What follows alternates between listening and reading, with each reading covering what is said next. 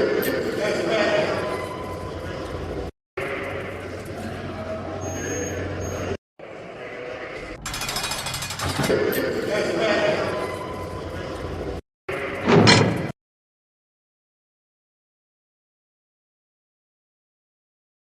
good? What's good? What's good? Your boy G Hollywood in the house. What's good? What's good? OG Hollywood in the house. How's it going?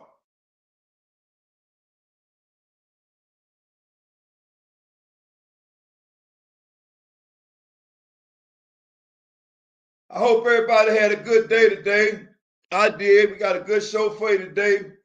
Today we got in the studio a guy by the name of AARON Dyson, better known as Casper. Better known as Casper.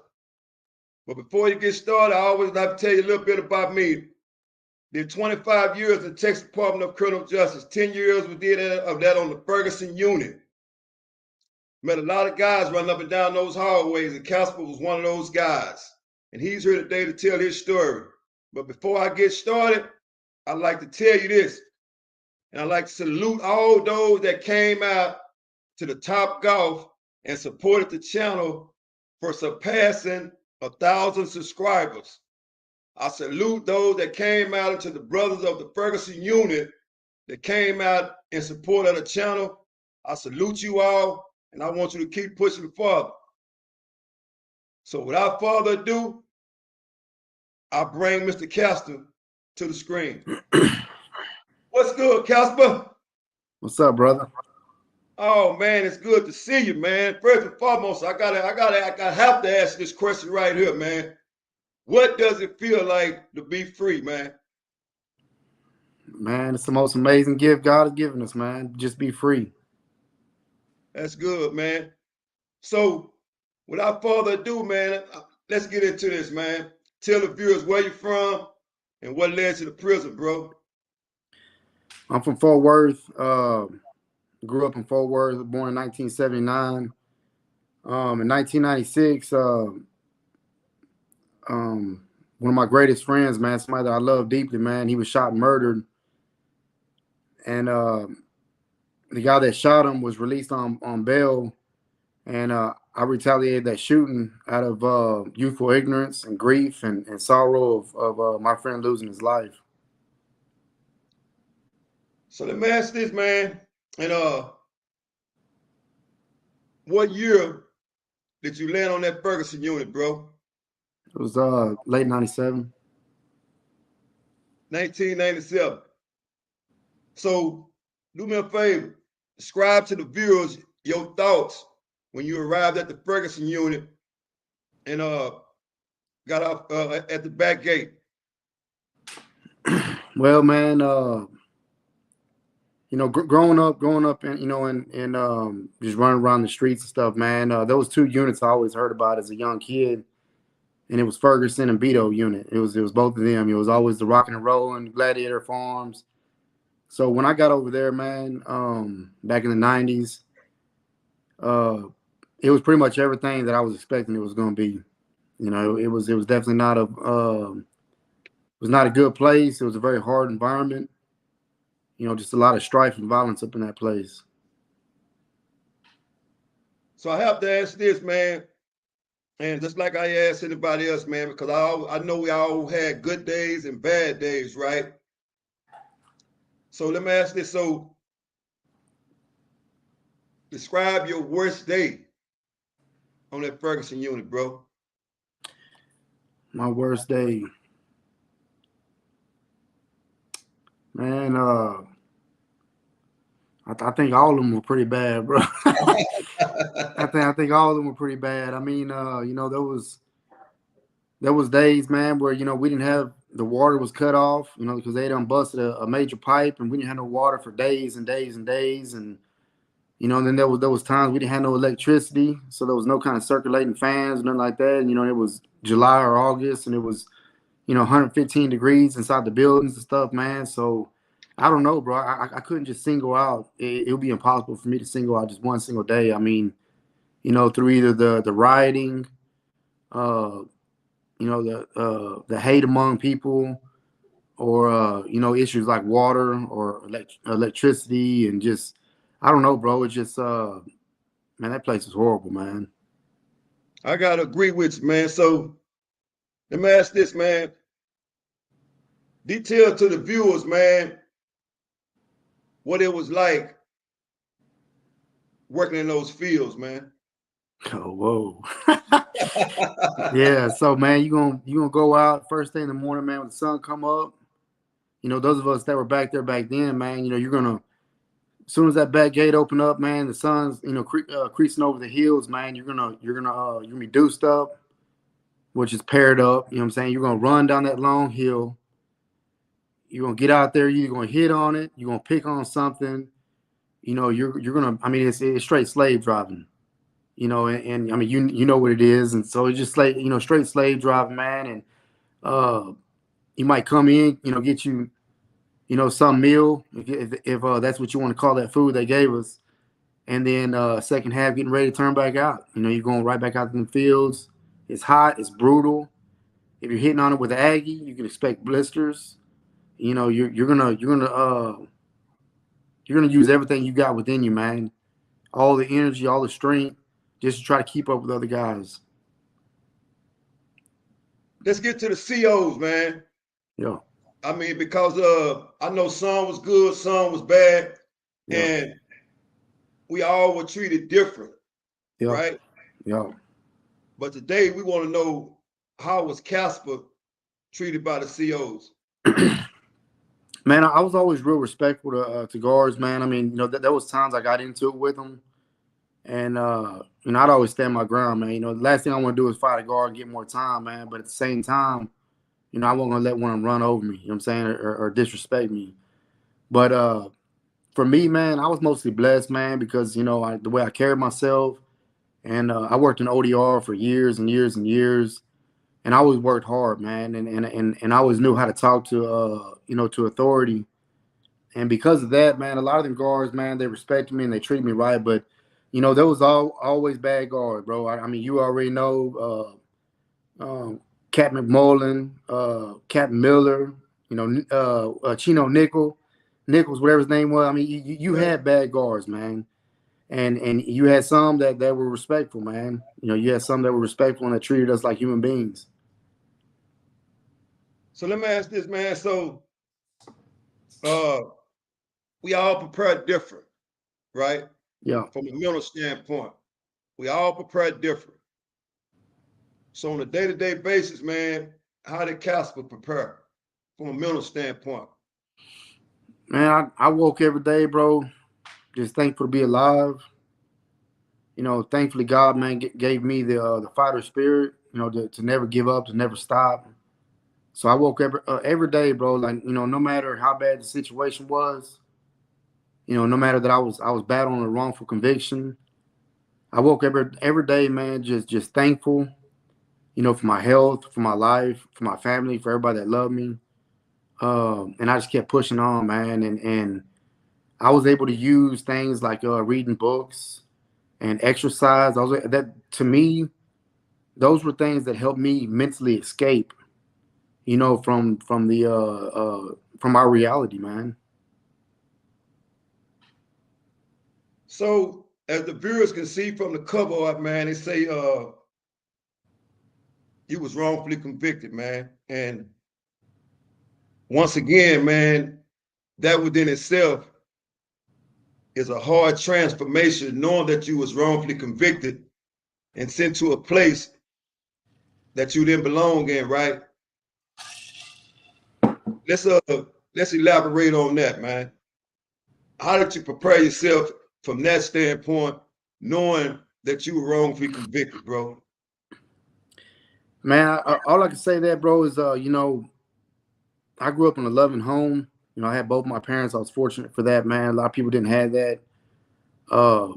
And man, they yanked me out of that loving home, bro, and just threw me into the pits of hell, man. At a young age, I was 17 years old, man, when I went in. And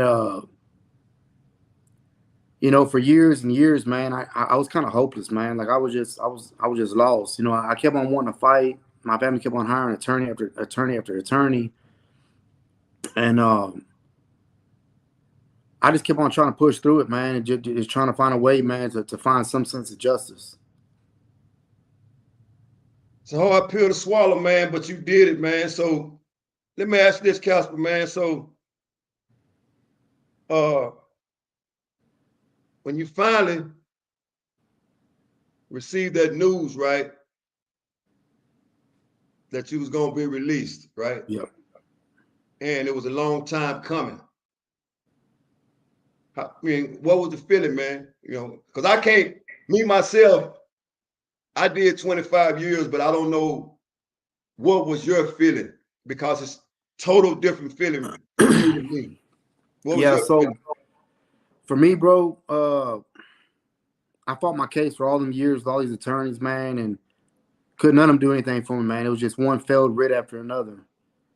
And so I prepared my own writ, my first legal document I ever filed, man.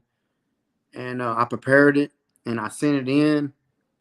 And I had the support, you know, of good people, man, activists and my family and everybody just telling me, like, hey, man, you know, you got college education, you know how to write, you know your case better than anybody else, man, file your own writ.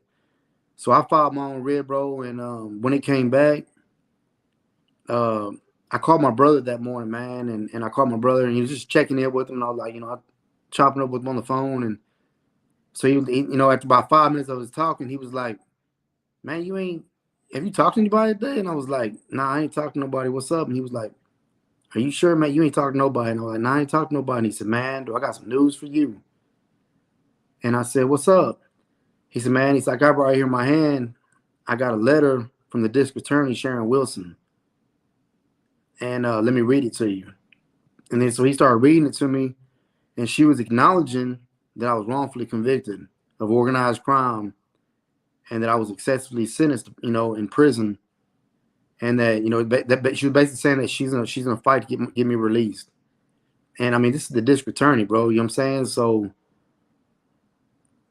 when that happened, like when my brother told me that, man, I can't even begin to describe to you, man, the overwhelming sense of relief just washed through me. You know, from just fighting and fighting and fighting for, you know, all these years, man, almost a quarter of a century just fighting. And to have someone of authority, of power like that to finally acknowledge what I've been crying out for all these years, man, it was a huge relief, man. So let me ask this, man. So the writs that you filed, right? Yeah. Did you have any knowledge of how to do that, or that's just something that you learned while you was there? Man, I learned it from reading my attorney's writs, from reading all the past attorneys who filed one useless writ after another. And it was crazy, man, because every writ that I read that they filed on my behalf, I would always find stuff in there that I disagreed with. I'd always find flaws with their writs. And so I just kept on, I read a writ, you know, and I would see the flaws and I would take notes. So I basically just educated myself by reading other writs. And that like I said, man, bro, that was the first legal document I've ever filed in my life, and I won my case. That's a good look, man. So let's talk about this here, man.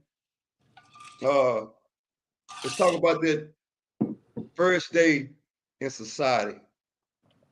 Let's talk about that. Okay, so they brought me back. The two sheriff deputies come and got me, man, from Cofield Unit, because you know I spent my first 16 years in Ferguson, and I spent the next 8.5 years in Cofield before I was released. And so I had two sheriff deputies come get me from Cofield, and they drove me back to Tarrant County.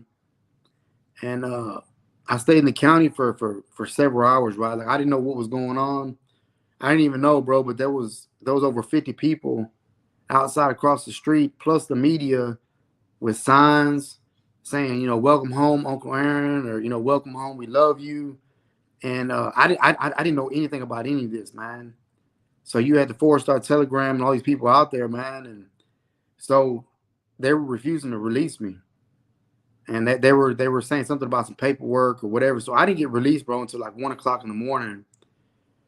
But there was still a lot of people out there waiting on me, man. They waited all day long, man. In Bethel, Turtle, Roger. There was a lot of these fools, you know, that were, you know, grew up in Ferguson with us, man. These fools were there waiting on me, man, waiting on me to come home. I have to ask this, man, because you almost got me. Yeah. Because that's genuine love, bro. Yeah, absolutely. That's genuine love. So you almost got me, man. You almost Yeah. got me, man. But how did that make you feel? Made me feel love, bro. You know, when I walked out, man, I mean, just the sensation of just breathing in freedom. You know, being able to, when I walked out, man, even though it was 1 o'clock in the morning, I was tired. I know all of them were tired.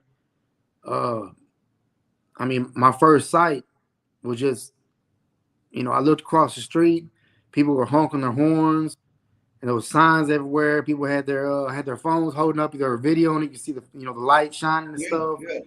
And my dad come walking across the street, man, and I embraced him, and I went on and embraced my mom, and bro, there was just so many people there, man. That just, I mean, it's indescribable, man. You know, what kind of a gift that is to receive, and it didn't take no money. You know what I'm saying? All it took was just somebody's action to show you, hey, man, you know, I love you, man. You know. So let me ask this, man. So were there any moments during your time in the Texas Department of Criminal Justice, man, that you doubted your innocence? Now, there was never no times that I doubted my innocence, but there was many times, bro. Just years of time that I doubted that I would ever see freedom again. You know, that was something that I mean, I refused to give up, but I think my hopes of one day being free with every week and every month, man, it was just diminishing to a point where I just felt beat down. I felt like, man, that there was a strong likelihood, man, that I would never make it out. So let me ask this, man. Inside of prison, right? Yeah. Because, you know, we hear a lot of guys say they didn't, you know, do the crime, and they would cry out the same way that you did, right? Yeah. And I know you probably heard that about, you know, oh, he's just saying the same thing that everybody else said, right? Yeah. When you would hear that, as I call the naysayers, right? Yeah. How would that make you feel? I mean, you know, that place is filled with hate, bro. It's filled with envy. I mean, I know you tasted too. You know what I'm saying? You were Yeah. built good. I was built good. You know, and anytime, you know, somebody showed you just an inkling of attention, you had dudes gonna hate. So I mean, they would hate on you on every kind of level. So to me, man, the naysayers, you know, a lot of time, bro, I just let that just roll off my shoulders, man. You know, I try to stay focused, man. I try to stay focused on what I needed to do, you know, and just keep pushing. So during your time, man, did you ever meet any other inmate in prison that proclaimed that they were innocent and wrongfully convicted the same as you were? Absolutely. I actually know a couple that's still in prison, man. But then, of course, we got our boy John Nolly. Yeah. Yeah, much love to him, man. That's my boy, man. So let me ask this, man. Since you've been home, right? Yeah.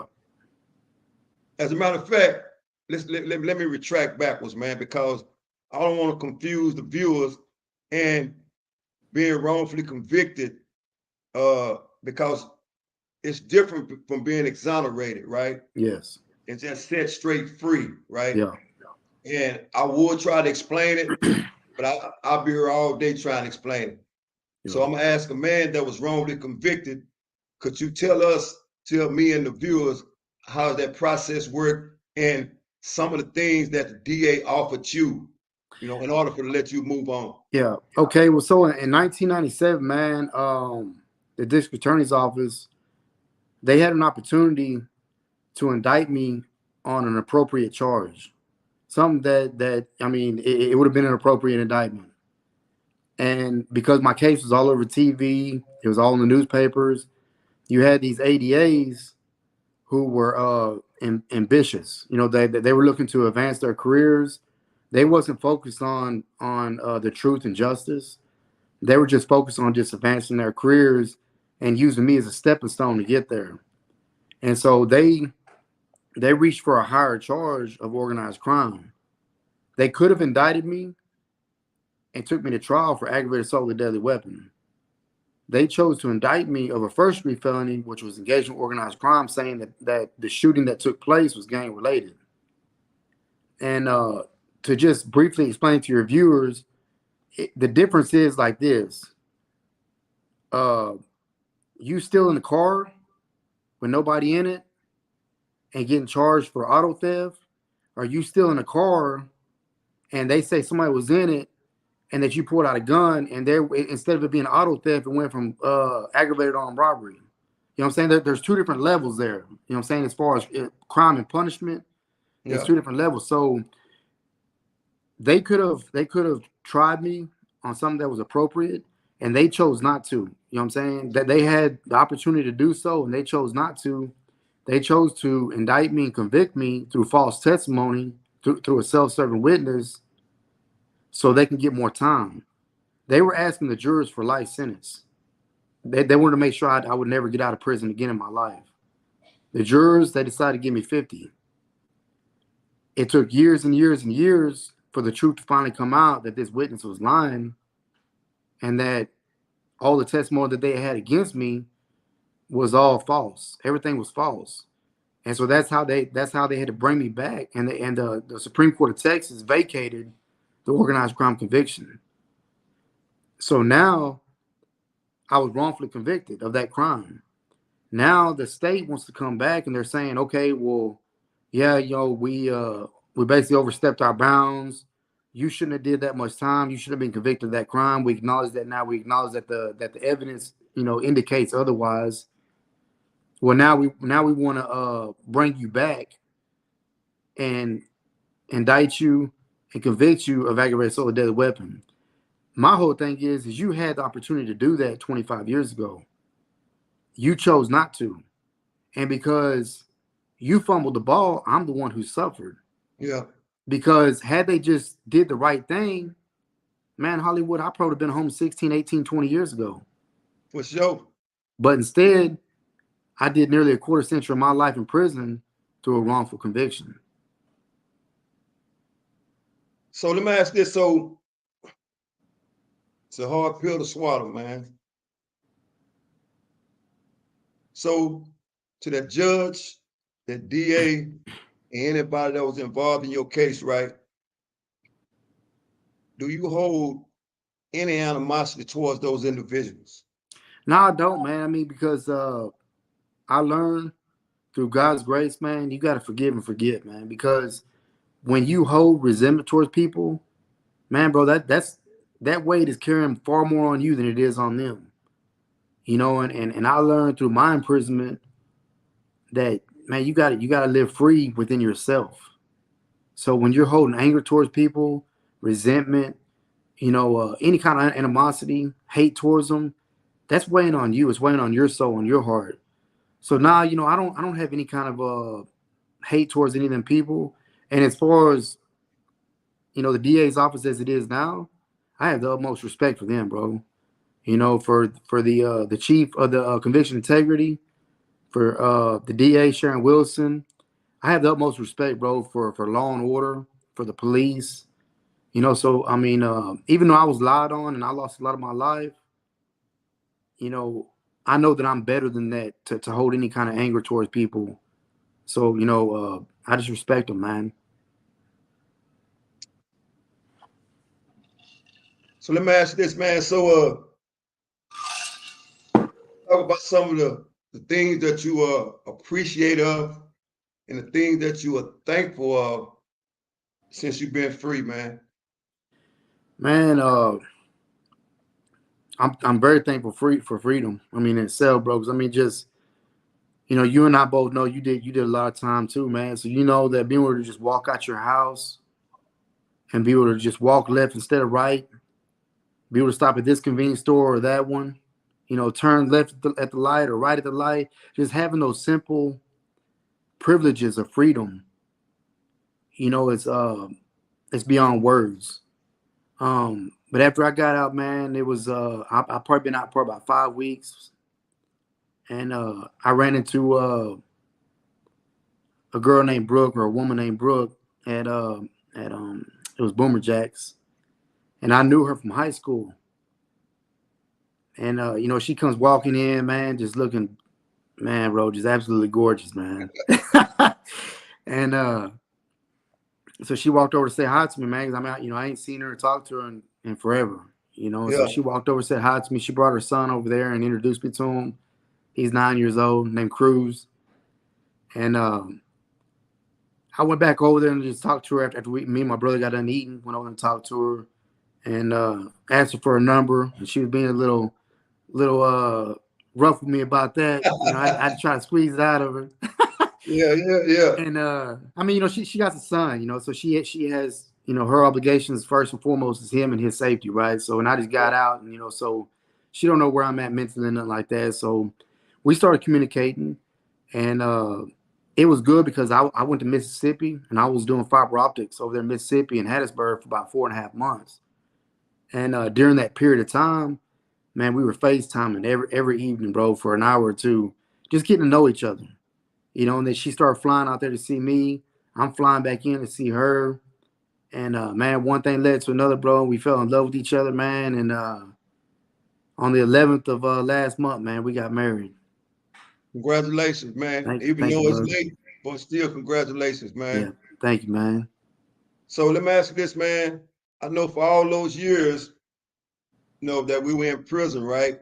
Yeah. We was always underappreciated Yeah.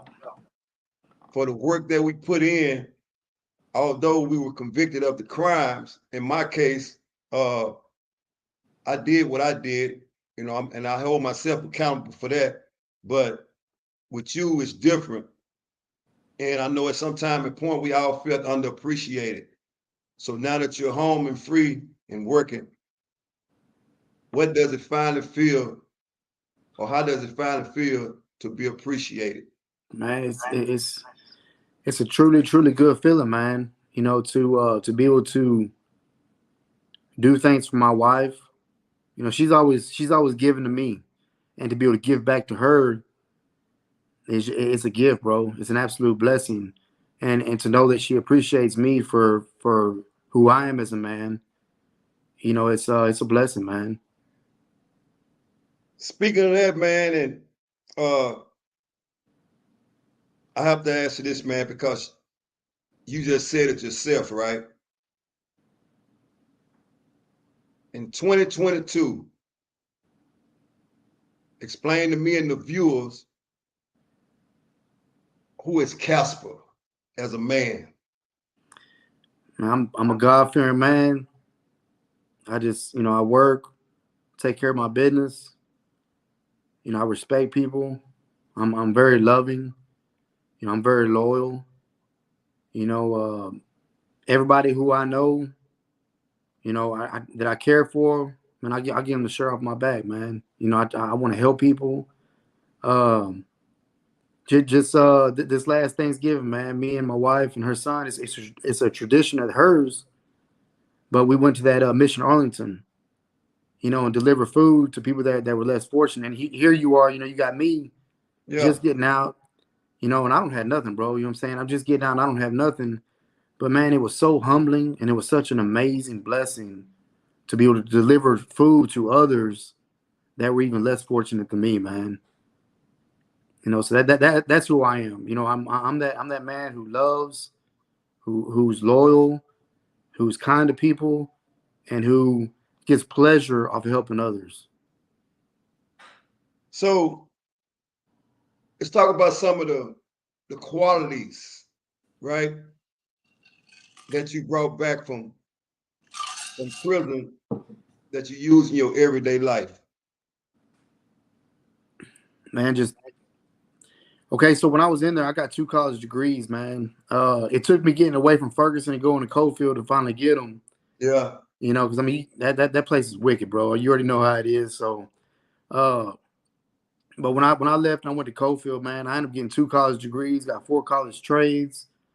I ended up reading over 4,000 books during my incarceration, and those things alone, it helped me have the ability to be a communicator, to be able to understand people, to be able to talk to people, and to be able to get through to people. But also just my personal experience in prison of, you know, being in a 5x9 cell. You know, you can reach out and you can palm the walls. Mm-hmm. You know, and for me, just every day, bro, just waking up thankful, waking up feeling good, thankful, ready to start my day out. Just feeling a sense of appreciation for the life that was given back to me, that was stolen away from me for so long, and that's now given back to me, and that now I try to live the best day I can every single day. So, man, let me what I'm gonna do right now, Casper, man, cause I haven't had the comments up because I didn't want anybody to interrupt you, man. But I'm gonna go to the comments, right? All right. And because it's questions that's being asked, and this is all about you, not about me.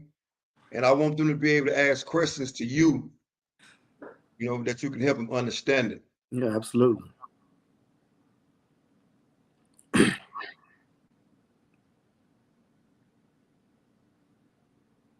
So if there's anybody in the comments, man, that has anything that they want to ask Casper, now's the time, and he'll be able to answer those questions. If there's anybody in the comments, put it in the chat section and we'll be able to answer that.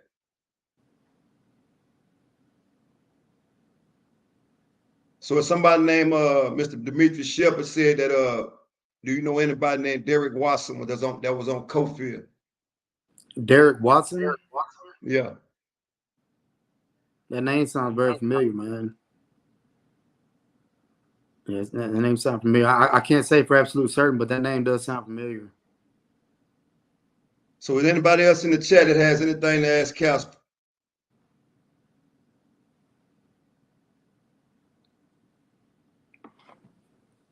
So with that being said, Casper, man, like I always do with anybody else that come on the show, bro. First of all, I'd like for you to do this, man. If you could give any one person. So let me get back to the comments. I see Mr. Nacho. I'm sure you know who he is, right? Yeah, I know Nacho, man. What's up, know, Nacho? Man. Yeah, Nacho want to know what are your goals now that you're out, bro? And my goal is to live every day to the best of my ability, to love my wife, to love her son, to love my family, to try to make money, to try to travel, you know, and just try to create precious memories, man. That's my goal, man. And I had another question from Mr. Antonio Jones, man. He said, Casper, how was you able to maintain your sanity while you were serving time and going through all these different changes, knowing you didn't commit the crime?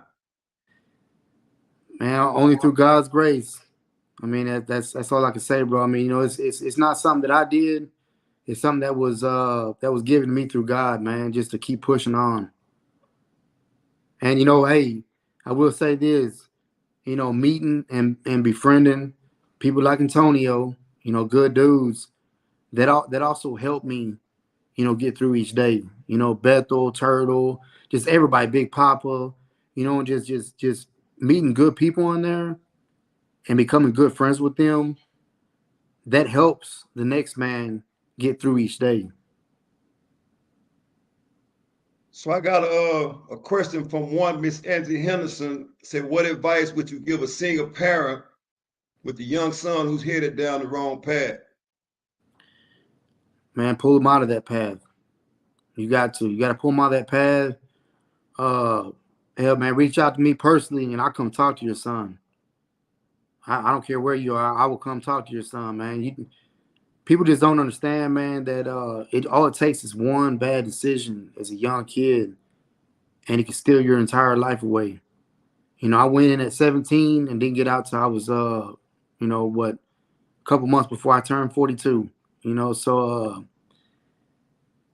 you got to find ways to straighten them out. Let them talk to people who's been down that road, who's had to suffer through bad decisions at a young age. So I mean that's all I can say, man. Just you gotta steer him away from the stuff that he's doing. And if you need somebody to talk to him, then you reach out to somebody like you or like me, and let us try to mentor him and try to show him that, hey, look, bro, life is too precious, man. And not a single day, not a single moment of it is promised to any of us. Your life can be extinguished like that. And so while we're here on this earth, man, we should love each other. We should do right. We should try to, every day try to help the next person. Try to rub the right shoulders and help their day. So yeah, I mean, that'll be a tragedy, man. It's always a tragedy when you see a young kid, his whole life get stolen away from a man from a bad decision. So I got a comment right here, man, from one Suave Harrison, man, said, Casper, are you going to sue Tarrant County for wrongful incarceration? I think that's gonna be something that Tarrant County got to figure out for themselves. I mean, either they're gonna do right by me, and I won't have to go that route, or they're not gonna go right by me, and I gotta do what I gotta do for my future. So hopefully Tarrant County does right by me. I guess we'll see. So man, like I do with anything else, man, but I give the subscribers a chance, man. If there's anybody else in the chat that has any more questions for Casper, go ahead and ask them at this time, please.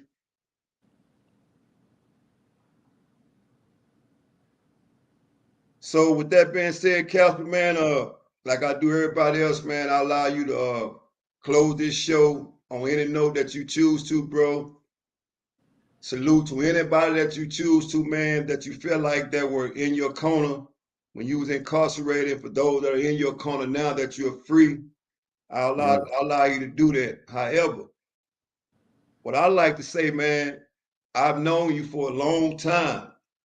And the man that you became today, man, I salute that, bro. Thank You you, know what I'm man. saying? And just like always, man, I got a bunch of love for you, man. I want to see you stay out, man, which I know you are, because you're so positive, bro. And most of all, you always have been humble. Yeah. So I salute that, man. And I'll let you close this show with any note that you choose to, bro. Now, I guess I just want to say, man, much love to everybody, man, that was in my corner all them years. Bethel, man, I love you, bro. Turtle, Roger, all them boys, man. All the ones that were there for me when I got out, all the ones that were there for me while I was in. All of you that I grew up in Ferguson with, man. We got a brotherhood, man. Through the struggle. I give much shout out and love to my baby, man, Brooke. That's my wife, and her son Cruz. She's an amazing blessing in my life. I'd like to give a shout out to a lot of my boys, man. That I ain't even got to see them yet since I've been out, man. Like Cotton Tabor, man. Much love, brother. There's just so many people, man. Just much love to everybody. Much love to everybody who's been there for me, who believes in me, and who stands behind me. So before we go, man, tell the viewers, man, if you don't mind, how important was it to you to come on the Ferguson Chronicle and to share your stories with the people of the world, man? It's very important, man, because like I said, we got a brotherhood, man. That's a wicked place. I don't wish it on anybody. But we grew from that. We went into a situation that we shouldn't have been able to become a better person from it, but yet we did. So that's something that people need to know about. People need to know about, that we were thrown into the pits of hell. One of the worst prisons in the state of Texas, maybe one of the worst prisons in the nation, and we came out better people for it. So just everybody that's tuning in, just know that, man, that you know, God gave us the ability to adapt and to change and to grow from horrible situations. And I mean, we're prime examples to it, brother.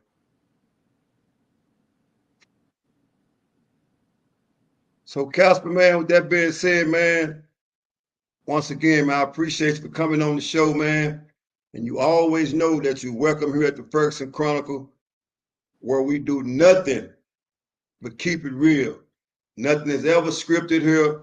Real life stories, real life people here at the Ferguson Chronicle, man. Yeah. And I wish you nothing but the best in your life, man, moving forward. And much love to you and your family, bro. Say, one more shout out, man. 2 cops, 1 donut, man. Much love to you. So, with that being said, man, because I know, man, we could be here all night, man. Yeah. But with that being said, man, I hope to see you at the next reunion, man. Yeah, I'll be there, brother.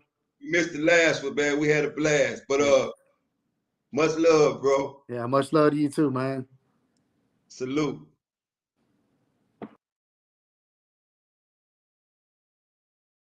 Once again, we keep it live at the Ferguson Chronicle. Nothing is ever scripted. Nothing is ever scripted. Everything here, real life stories, real life people. For those that attended the subscribers convention, the reunion for the channel, I like to say, I appreciate you all for attending the reunion of us going over 1,000 subscribers. The channel is pushing forward, never going backwards. Always remember this. Never worry about the man, because if you do, you'll miss the message. Stay positive, much love, and remember to hit that like, subscribe, and share this information.